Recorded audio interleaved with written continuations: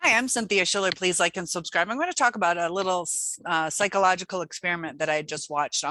It deals with a toddler and how they try to adapt to the situation, not to upset the one parent, and also on how to cope. So what happened in this experiment is a toddler is given some playtime. It was the most content, calm, patient little kid. And so they're putting little things in cups or pulling out beads.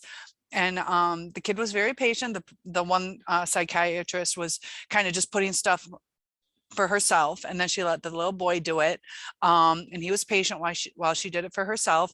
And then they had somebody who was purposely trying to change the safety of the situation. It was a very content, peaceful, calming situation, and this person from office staff comes in and sits down with an attitude, and the person with the beads is doing it and then offers it to the other person, and the other person is like, no, that is so annoying, and just pretended to keep reading this newspaper.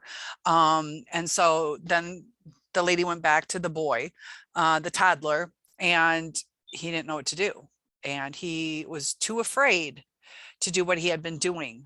He had 20 seconds to kind of make a move to the beads and do something with them.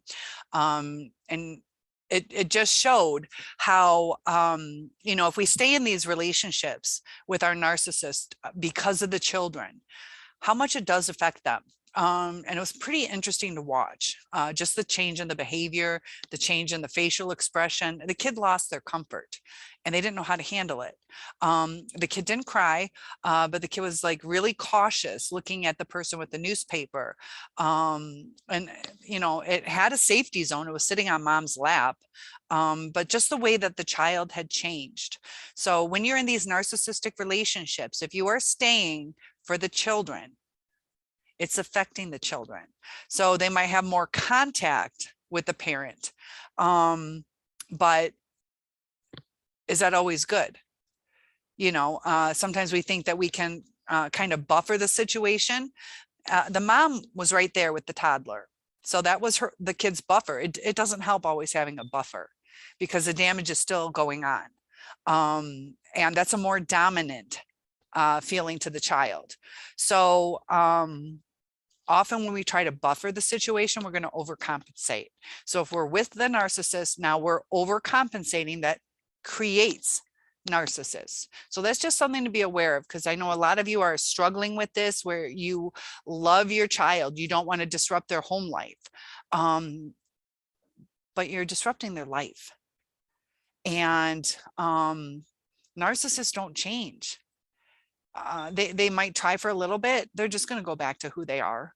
They're too unstable. They're too greedy, and they're too used to just shooting off the cuff, to where they're going to be dismissive. They're going to be hurtful. They're caught up in things. If your child has a dream, they want to try something new, they're going to get shot down. If the parent that's narcissistic doesn't think they'll achieve it, they're going to miss out on their life. They're going to be cut down. Their self-esteem is going to get lower. And that's kind of what happens with the narcissist, is they're trying to rebuild. So they're going to create a false sense of reality to cope, because it's a mess when you're in these narcissistic relationships. So I just thought it was something to consider. It was very eye-opening to see that sometimes behind closed doors, we don't always see what's going on, or we use that cognitive dissonance to where we try to, mom or dad was angry at the child, but the child spilled its milk. So I can understand, but then it's like, was it that big of a deal for how much the child got yelled at? And we try to lessen the things or make excuses.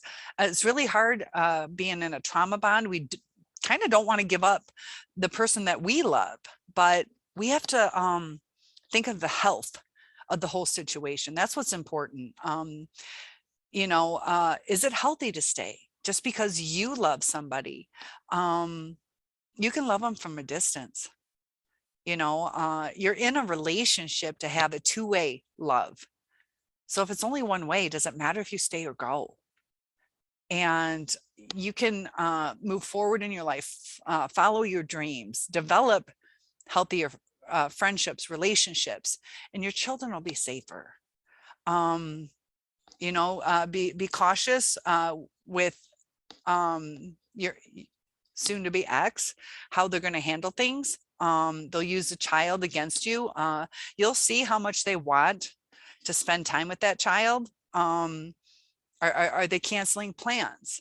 Do they see it as they're babysitting, or they're, looking forward to the weekend with the child, or 50-50 custody? Are they trying to take the child from you and not share custody?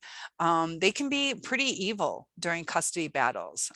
So stand your ground, record things, make sure, you have a log of what's going on, how many times they call, when they visit. Don't disparage, don't cut down the other parent. Make sure it's healthy, you know.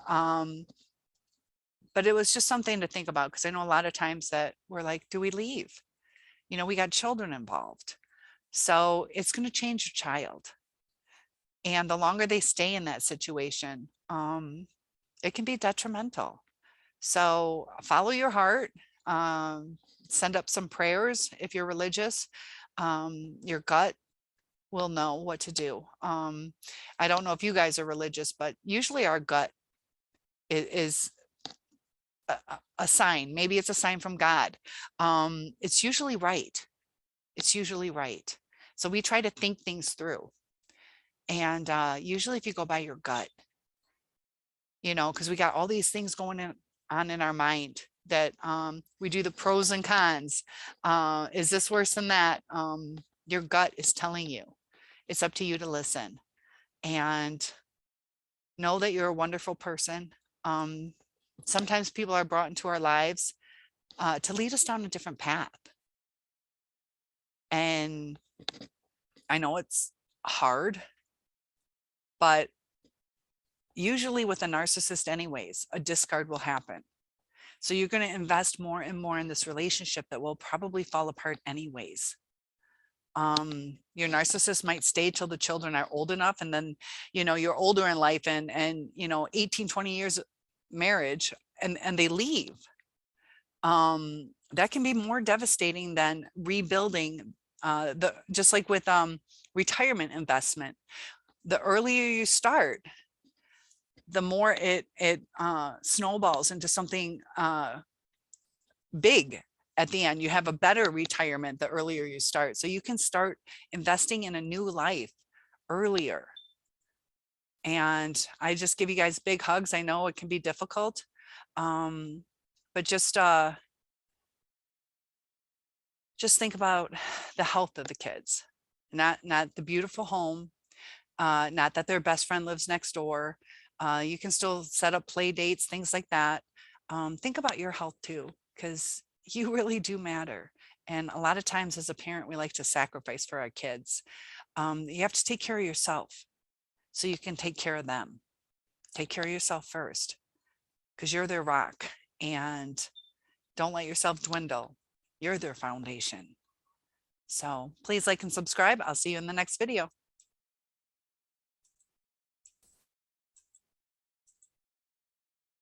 It won't click off. Maybe I'll stay seeing you.